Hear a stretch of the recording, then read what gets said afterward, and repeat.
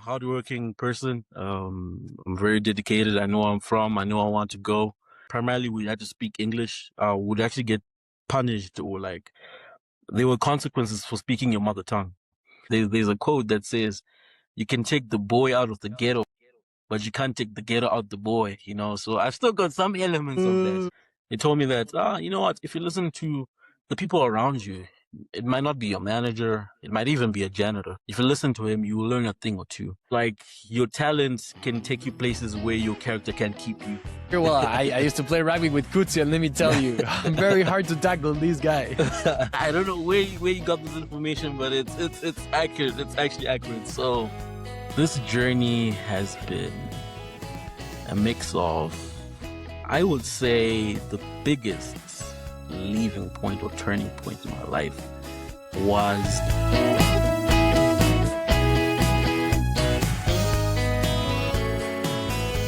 Hello everyone, welcome back to The Living Point. I know we stopped for a while, but now we just came back with a lot of energy, ideas, the right attitude, and really looking forward to keep building this community in which the main purpose is to inspire others while we share our unique stories, just like you, from people all over the world.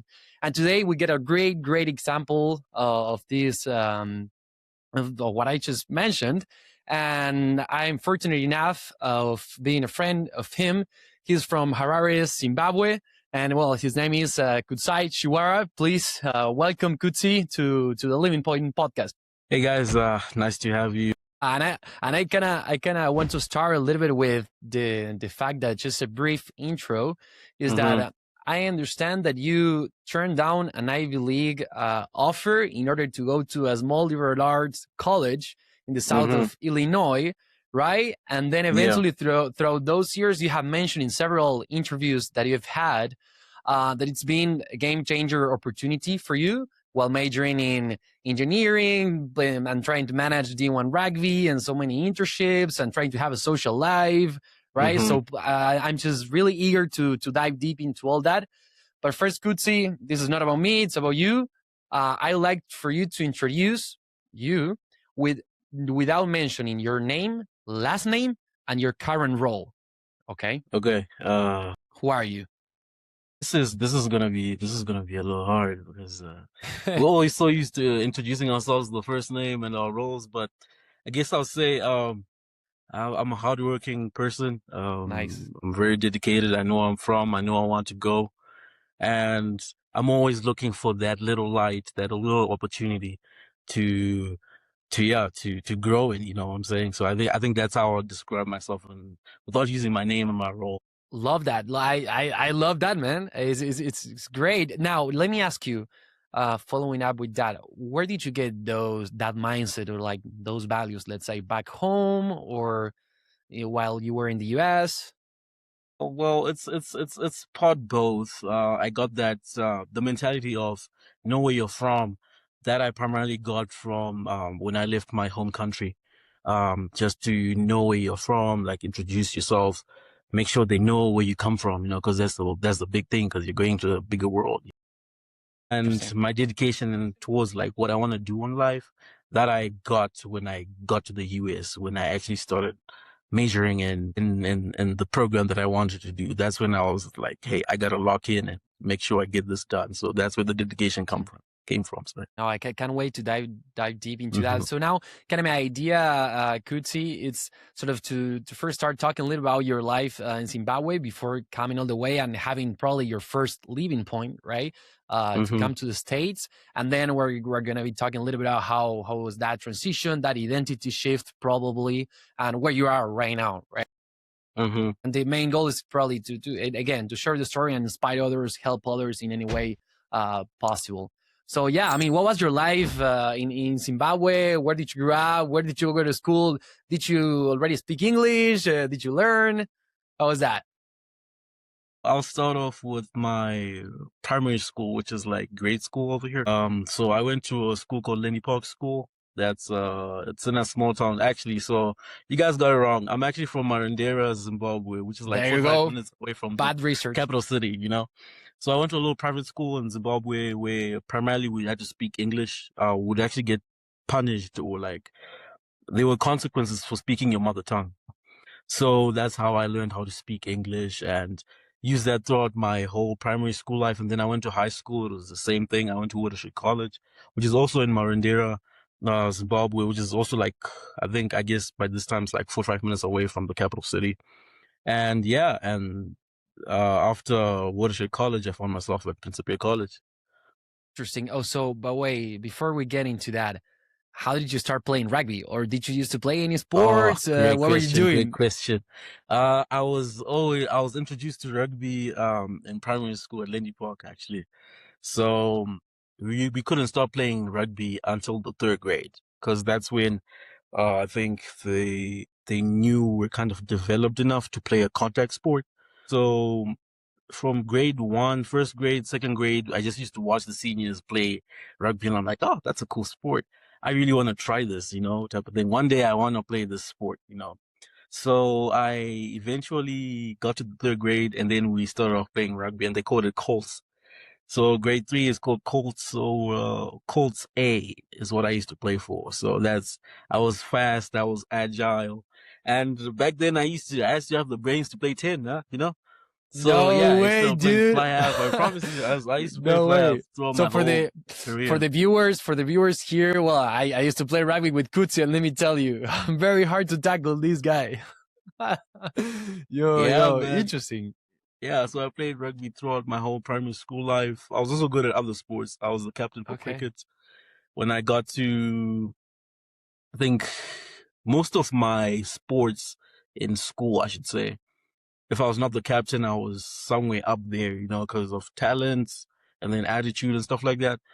And then I Interesting. got to high Interesting. I school. just wanted to stop you there probably a little bit, but yeah, it's interesting what you just mentioned. The fact that, yeah, you may have the talent, right? But Yeah. if you're missing those values or sort of that discipline and, being persistent and going to practice and encouraging others, you're not probably the right leader Yeah. or like, you right? What are Yeah, your I thoughts on think that? I think that mentality, there's a quote by I forgot who said it, but it's like your talent can take you places where your character can't keep you. So that's something that really resonates. Like I used to listen. I had an older brother. He used to listen to a bunch of motivation. So I was in this motivation thing when I was young. And then when I heard something like that, and he also used to lecture me like, make sure you listen to your elders, respect people, treat others the way you want to be treated, love one another. And See, all that's these the came. school of life, right? Like, Yeah, exactly. That's the cycle. So you always have to have those same values for wherever you go. That's nice, something nice. that's really got Great. to me, and I use those same principles all the way up until now. I still use the same principles. Love that, love that. And so yeah, now let's get a little bit into how you ended up connecting with Principia College or like other schools or when how in the first place you have that idea of even like going to college in the US. But before you answer that, did you ever thought of like going to aviation school? Yeah, I did. I did. I did. That's a What good was question. that? I don't know where you got this information, but it's accurate. It's actually accurate. So when I finished, so in high school, we do 6 years in my country. So you do the first 4 years are called O level, and then the last 2 years are called A levels. So we got done with O levels. I had good grades. Moved on to A levels. And then 2021, when I was supposed to graduate high school, we all know what happened. COVID started, right? So we had to do online school. So I was at home most of the time and learning at home like everyone did. Some people didn't get that opportunity, but then we did. So yeah, I was online. We used to have what we call data bundles. So unlike the US where you subscribe, you pay X amount to get X amount of data for the whole month. We had X amount of data for a particular price. Mostly those bundles wouldn't last you maybe depending on how much you got, it Yeah, wouldn't last you a whole lot of time, So I used to do interesting. my school. And then after I was done with school, that's when this mentality came in. Like, what am I gonna do with my life after college? No, after high school, sorry. Like, what am I gonna do? So that's when that idea of going to aviation school, because in my hometown actually, there was a little aviation school that was about 20 minutes from where Okay, I. So I had spoken okay. to the woman that ran the program. And she had said, "Oh yeah, apply. You can come in. We can teach you how to be like an aircraft maintenance engineer, and then after you get done with that, you're actually like employable by like Etihad, Ethiopian Airlines, what's the Interesting. other big Yes. brand, Yes. Qatar." See, that's where I was kind of going. Interesting. I had completely phased out this rugby thing because I just thought Yeah. it's a high school thing. It has to end at some point. And then I had a conversation with my brother, my late brother. He was like, "So what are you gonna do about rugby?" I'm like, "What do you mean?" I'm like, "I want to go to aviation school." Like, then he's like, "Rugby can get you places." And I'm like, Oh, "Okay, let that's me." solid. Solid advice. Solid advice, solid advice. So I'm like, okay, so let me And actually even start looking in into this. actually, if you think about it, now that well, you mentioned that or what your brother Uh-huh. told you, I've always found that playing back home in Argentina and in the US and in other places as well, that rugby brotherhood, man, it's Yeah, just everywhere, and yeah, I it's love that. You everywhere. just connect with You get anyone to that is meet a a lot of people. yeah, that's great. Yeah, so yeah, that's when I started looking into this rugby thing. I'm like, okay, I mean, I still got the talent. Let me Yeah. do something. And by this time, I shifted positions. Now I was playing fullback, and I was also Okay, a no wing way. and fullback. So I shifted That- positions from 10 because I don't know, I yeah, won't say what happened, but I yeah, shifted to fullback and wing. no So way. this when I was randomly on the internet, I got done with my school. I was just at this time I was wasting my bundles because I was online. I was using them for something that I was not supposed to be doing. This is Yes, strictly for school. I'm out here looking up scholarships in the US, scholarships interesting, in man. the UK, scholarships in New Zealand. Because at some point I Interesting. wanted to go pro. Yes, yes. Priorities I feel change. So wow. I found a website called First Point USA. That's what I used to upload my rugby videos. Um, And so, Kutsi, just for people who eventually, like back home in Zimbabwe or any mhm, part of the world that want to apply to a college in the US or any other college, like go study abroad and play abroad, what is it mhm. at a high level? What is it that you need? You need to know how to speak English. You need a video highlight. What else do you need? Yeah, English is a good thing. So it's a great thing. That's the first thing you need to do. English. You need good grades in school. You need video highlights for sure. And at some point, you will need some financials, I Got it. will say. Yeah, just depending on your situation, you would need that. But What the agents? yeah, the agencies don't tell you that, but you will need. Actually, so there was actually an agency that I tried to go through, and they were charging a whole lot of Yeah, money. And my dad was like, no, like, this is not going to happen. That's when I resorted to First Point USA, interesting. which is a free website. No way. Interesting. So yeah, There you go. that's basically how I got to know about American, Wow. No, great, great. So now let's start getting into you found, yeah, I guess you find Principia College, right? Where you can tell us where it is located and all that, and who you contact with in the first place, and then just if you can jump into when you got to Principia, the rugby yeah. program, culture shocks, right? How was all that? So yeah, so I uploaded my videos. I didn't expect nothing from it actually. I won't lie, but I got a couple hits from different schools, and Brown was a part of them.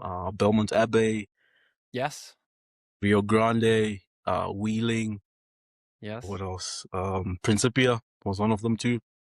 And Zimbabwean brothers at Willing. yeah, exactly, We'll exactly. have to. But I didn't know. I have to bring some into the living point, right? Yeah, you bring them for sure, for sure. They have to tell you their Absolutely. story too. So yeah, I was in contact with all these coaches. For some reason, Principia stood out to me because they had a more consistent reply, and the Interesting. coach made me feel like at home. And I mean, the other coaches tried to do this, but Tim Drysdale was the person that reached out to me. It's like, hey, we've got this rugby program we're trying to rebuild, and we'd be happy if you rebuild the program. I'm like, oh, okay, cool. So I applied. And one thing that Tim said that stood out to me is like, you know what? You can even come here for like 2 years and then you can transfer.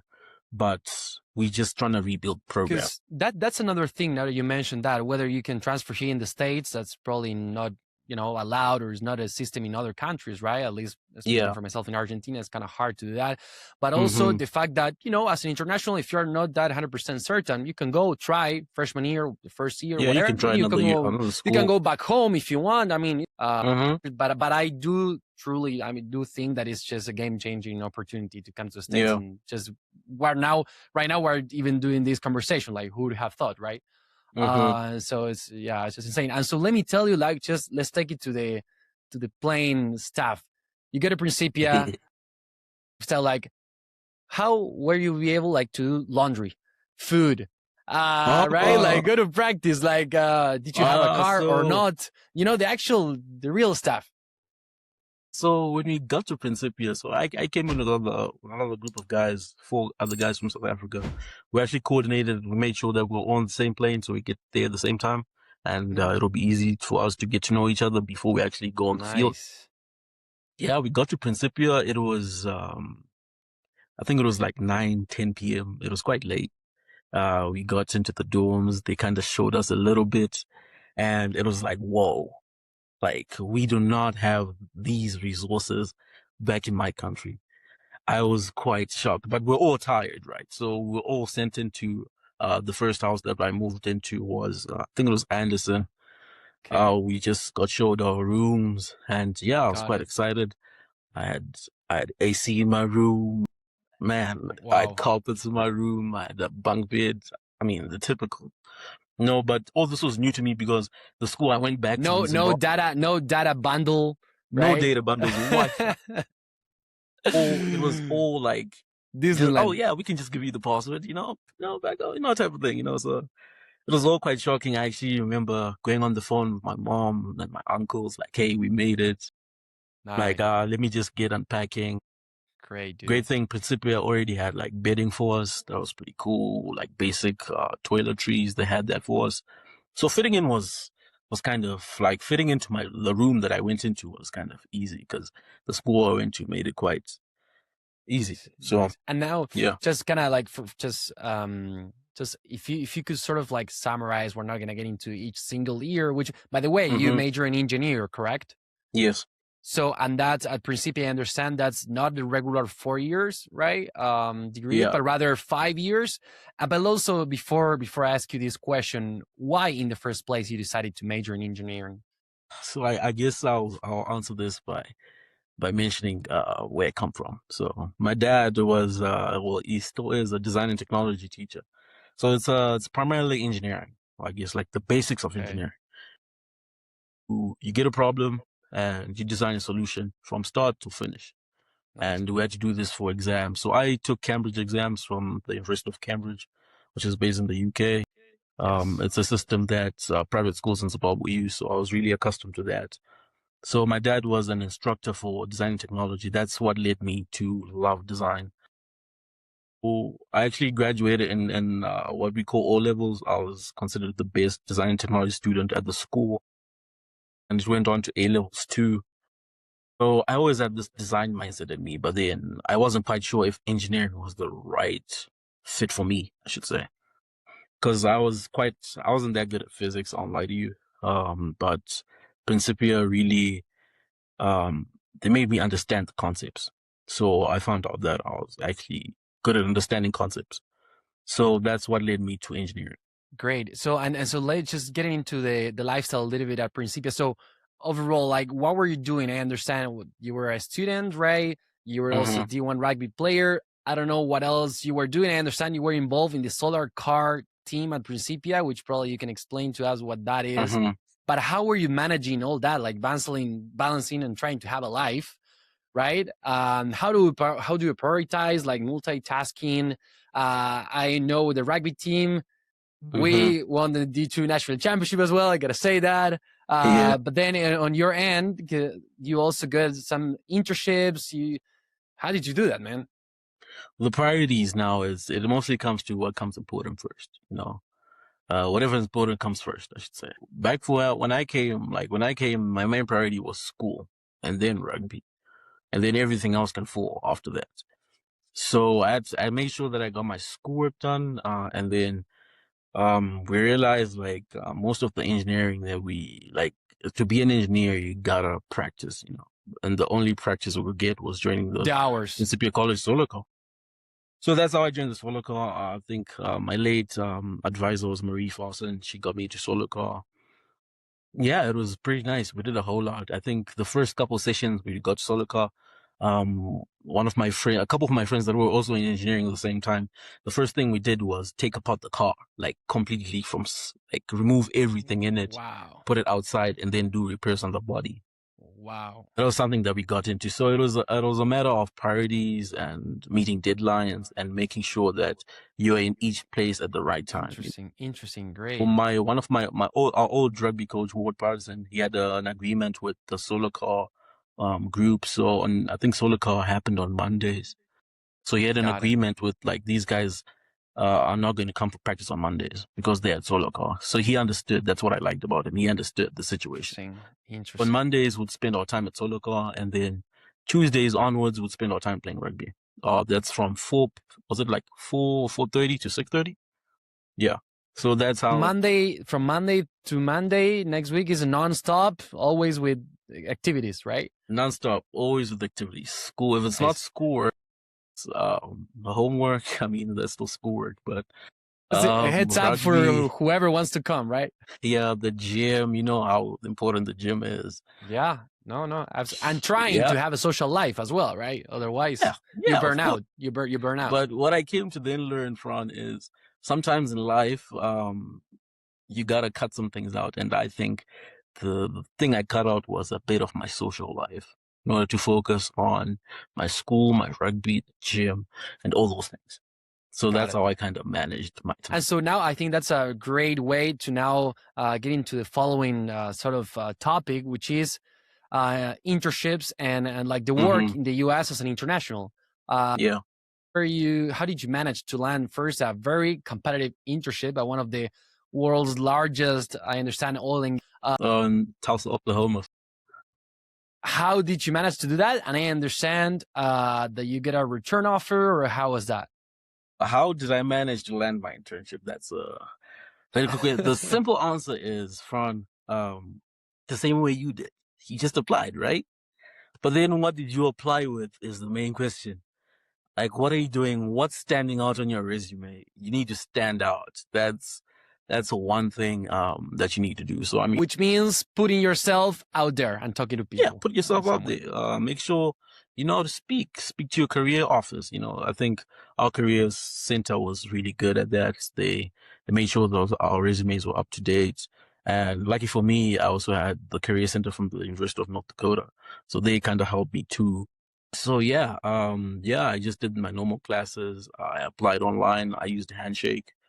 And then what do you know? I got a call from the HR. Like, hey, we'd like to schedule an interview. And I'm like, okay, cool. Dude, I was quite excited. Call you. Oh my God. Yeah, that's we the made best time, man. Everything cool. That's the best time. So yeah, I got a call from HR, scheduled an interview for the following week. I think it was like a Tuesday. Nice. I remember I went back to rugby practice, and I was so excited after that interview, man, because I kind of knew I was quite confident that I'm kind of like the best candidate for this job. Nice. Oh, you can always tell by the vibe of the interview how well you did and stuff. And the hiring managers were quite impressed. I was impressed with myself too. And yeah, I got an offer. That's the best part. And I joined the oil industry. Great. And so Kudzai, as I was just reading to some of your LinkedIn posts, in which then we're going to share all your social media and all that, I noticed that you mentioned the importance of mentorship and one of your mentors and some of the things that he have shared with you. I have one of the phrases right here. He shared, if you listen to those around you, you will learn a thing or two. So can you unpack that a little bit, and how was your experience in that regard? So I met my mentor. His name was Garrett Johnson. Well, his name is Garrett Johnson. He's based out at the company I worked for, my last internship. And I was just getting to know like how engineers think. Like, how do you guys learn? And based on their experiences, they told me that, you know what, if you listen to the people around you, it might not be your manager, it might even be a janitor, if you listen to him, you will learn a thing or two. And that's what keeps you going in the world, you know, like that's how people learn from the people around you. So just getting all that mentorship, um, was pretty nice. And especially like in an industry that's high tech, and very dangerous. You need to listen to the people around you in order for things to work.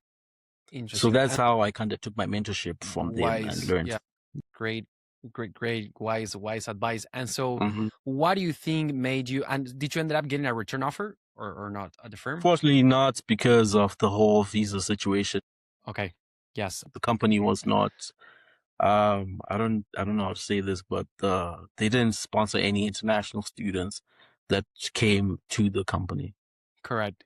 Correct. No, yeah, that's something that probably international students gotta deal with, Yeah. and probably as internationals, both of ourselves, is probably a matter of just keep, keep moving forward, keep talking to people. I mean, there is no other way around. Like that's how it is. I don't know what are your thoughts on that. Any advice, but that's my Yeah, I impression. mean, yeah, you just gotta make sure you get your experience wherever you can and then move on to the next. I think that's all. And so, Kutsi, now that you have already graduated in May, we actually walked together and all that. And at some point, two questions that kind of together. Uh, Hmm. have you ever gone back home while those 5 years here in the States? And did you ever feel that you were missing something or homesickness? So I never went back home. When I did want to go back home, things just went sideways, and it wasn't even because of my doings. It was something higher than us. I won't go into detail Yes. about that, but Yes. yeah, it was just when I wanted to go, I just didn't get the opportunity to do that. Got it. Got it. Yeah, I've always felt like I was missing something from back home. You know how you usually interact with your family, like, hey, give them a hug, how you doing? You know, I missed all that. I also missed the food back home. That's something that I I still know miss today. you're a big eater, dude. I am a big eater. I'm a big eater. Me too. So we share that. Yeah, so the food was something that I was constantly trying to find to Yeah. make me feel at home, even though I wasn't at home. So yeah. Yeah. And so let me ask you, Kuti, are you the same person that left Zimbabwe? I don't think so. I don't think so, Juan. Well, physically, or even physically, I'm not the same because I was skinny when I came here, right?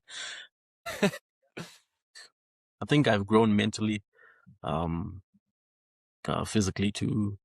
Yeah, I'm a whole different person, compared to who I was in high school. Compared to like the way I think now is completely Interesting. different from the way I think the way I thought when I was in high school.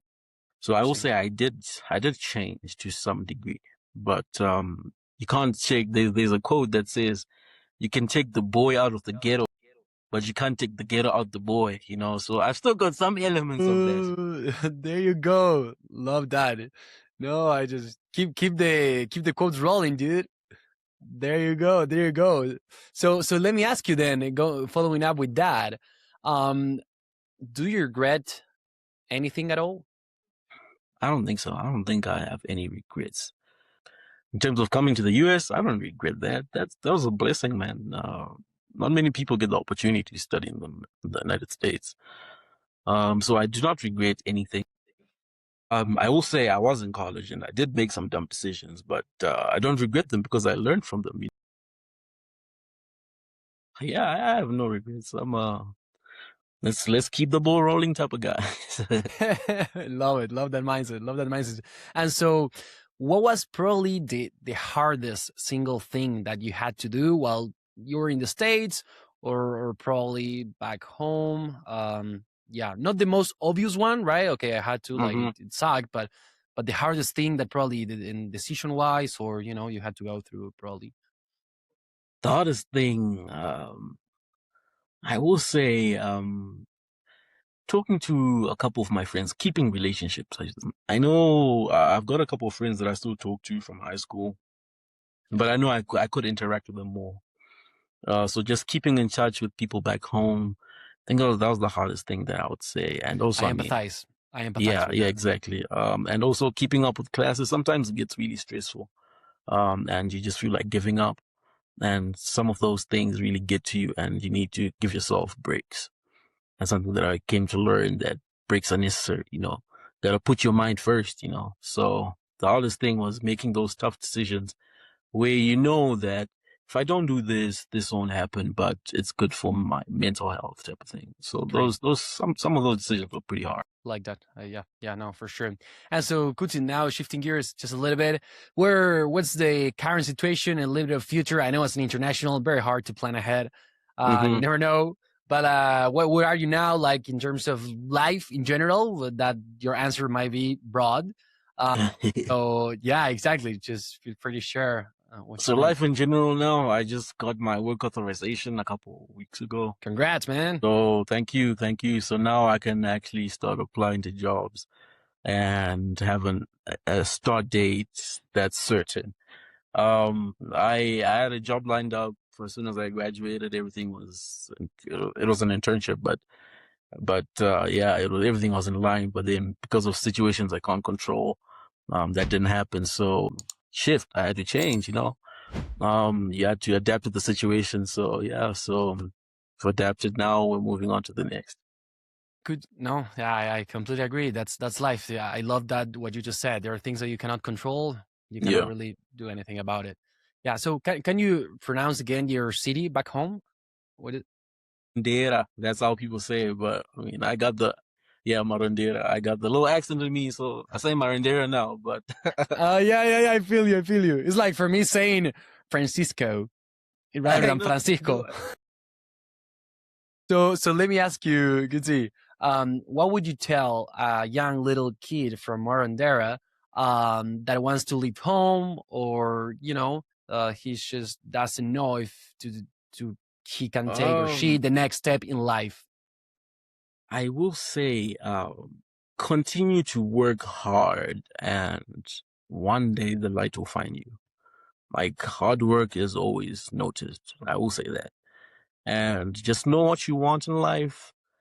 I understand, like, it might be the ages that we go to college and graduate high school. Maybe tricky ages, you don't really know what you want. But I would say start talking to mentors, make sure you know what you like, and then try to learn more about that. The internet is quite accessible nowadays, just start researching on where you want to go in life. And one day that light will find you, and yeah, that will help kickstart your career. My light was Principia. So love that. yeah, you never knew. And yeah, for me, same thing, man. It's just game changer. So following up with that, and so just a little bit of wrapping up, what was your true leaving point? My true leaving point. You gotta explain, from what do you mean by that? That's a broad term. Yeah, no, I mean, you can go broad. Exactly. It's really up to you with the answer, but meaning leaving point here and the community, what I mean is whether you left your country, that can be the biggest for you, or you just get out of the comfort zone and you had to make a big decision, right? So that meaning, what was your really, or the first or the biggest leaving point that you have in your life? I would say the biggest leaving point or turning point in my life was, this journey has been a mix of struggles, joy, and light. That's what I would say. It's been one hell of a journey, and it's still to be written. That's what I would say. Love it. That's a way to wrap up, dude. Love that. Yeah. No, love it. Thank you, Kudzai. Anything else that you'd like to add or share with people listening to the podcast? No, I think Fran, thank you for putting me on your podcast. I really appreciate it. And this guy is one hell of a guy. He is the hardest working man in the room that I've known. And I do think most of our teammates strive to be like you. So nice. Kudos to you, Fran. I appreciate those words, and I think that's what it's all about. I think if you get the resources in some way to keep going, and at the same time you can give to others, man, that just comes as a multiplier. So no, love that and I appreciate it. Right, Kudzai, thank you very much, and well, hope to see you soon at some point in person. Oh yeah, for sure. Yeah, hope to see you too, Fran. Thanks for having me.